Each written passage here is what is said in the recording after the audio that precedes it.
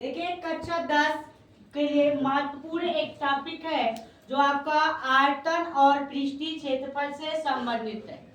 इस सूत्र को आप ध्यान से देख लीजिए। पहले इसी सूत्र का प्रयोग पूरे पाठ में करना है और आपका पूरा सवाल इसी पे हल होगा। जैसे इस पे सूत्र से लग जाएगा। ठीक है, आपका घनाभ है वो तो घनाभ का देखिए आकृति घनाभ का जो होता है, ये सभी आकृतियां त्रिबिंब आकृतियां कहलाती है। याद रखना, त्रिबिंब आकृतियां जो लंबाई चौड़ाई ऊंचाई से संबंधित होती हैं, या इस तरीके से समझ लीजिए। अक्ष की बात करें तो एक्स अक्ष, वाई अक्ष और जेड अक्ष। तो घनाभ है जो आपका ये लंबाई है, ये चौड़ाई है, ये ऊंचाई।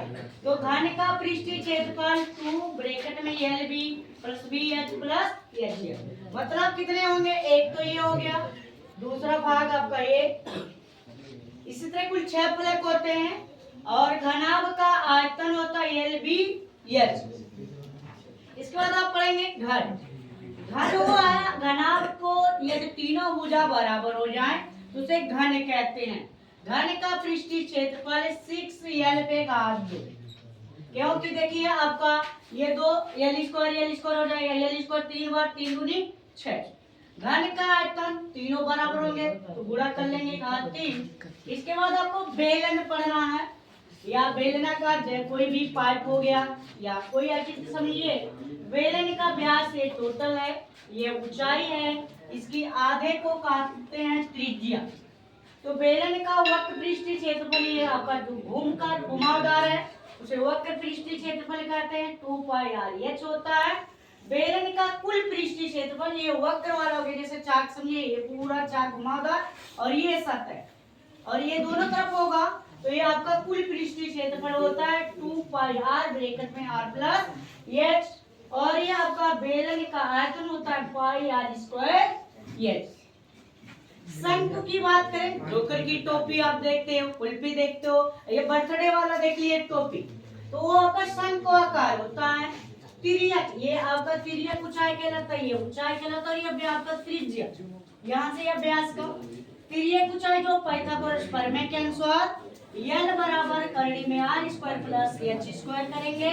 शंकु का वक्र पृष्ठीय क्षेत्रफल, जैसे जोकर की टोपी वाला जो भाग होता है वो आपका वक्र भाग है, इसलिए पाई आर एल।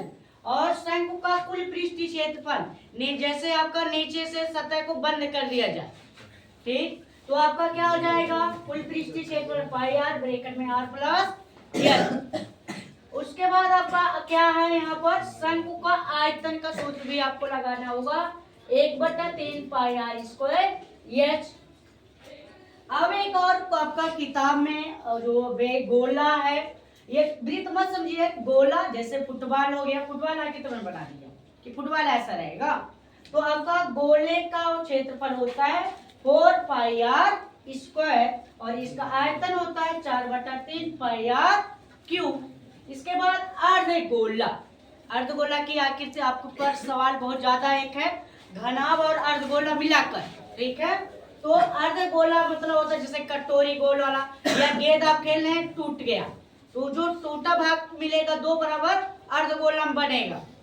तो अर्धगोले का वक्र पृष्ठीय क्षेत्रफल ये वाला भाग केवल नीचे ऐसे कटोरा हो, तो आपका 2 पाई आर स्क्वायर। और कुल पृष्ठीय क्षेत्रफल ये अर्धगोला जैसे ताशा देखते हो ना, बजाते हैं जो मुहर्रम या कोई चीज कुल्फी खाते या उस तरह से जो भी आकृति है, तो उसमें नीचे वाला सतह है आपका और उसके ऊपरी सतह है, इसलिए ये कितना हो गया? एक तो वक्र, ये वृत्ताकार पद, इसलिए 3 पाई आर स्क्वायर। इसका अर्धगोले का आयतन 2/3 पाई आर क्यूब। इस पूरे पाठ में आपका इन्हीं सूत्र का प्रयोग करना है। एक बार पूरा इसको शॉर्ट स्कैन ले लीजिए और वीडियो कैसा लगा कमेंट करें, लाइक करें, सब्सक्राइब करें। धन्यवाद।